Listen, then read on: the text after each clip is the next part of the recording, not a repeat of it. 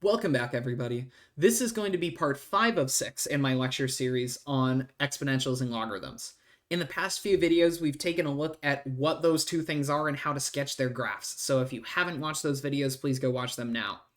In this video, we're going to talk about some properties of logarithms that are going to help us solve equations involving them later.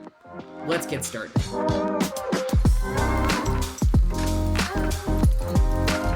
So let's start with a couple of those rules. First of all, the product rule for logarithms. So suppose that I've got all positive numbers that aren't equal to 1 here, b, m, and n, right? If I have a product of two things inside of a logarithm, I can split that logarithm up over addition.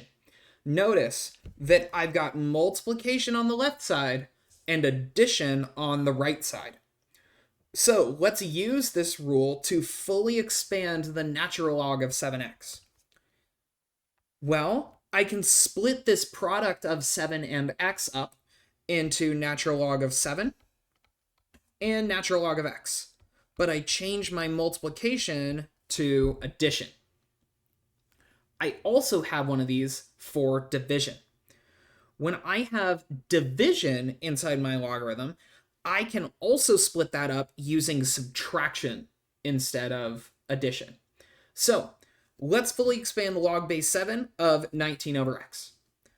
Notice I have this division inside my logarithm, so I can split that up into log base 7 of 19 and log base 7 of x, but I split up using subtraction.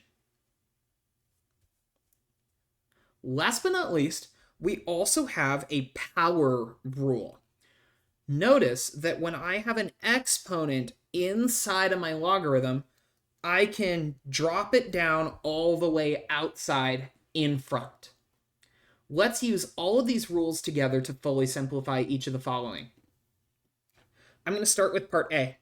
Notice that I have a division, so I can split this up as log base 4 of root x minus log base 4 of 64. Notice I can rewrite my radical as an exponent. This is log base 4 of x to the 1/2 power. And I can just compute log base 4 of 64. If I give 4 the 3rd power, it becomes 64. So log base 4 of 64 is just 3.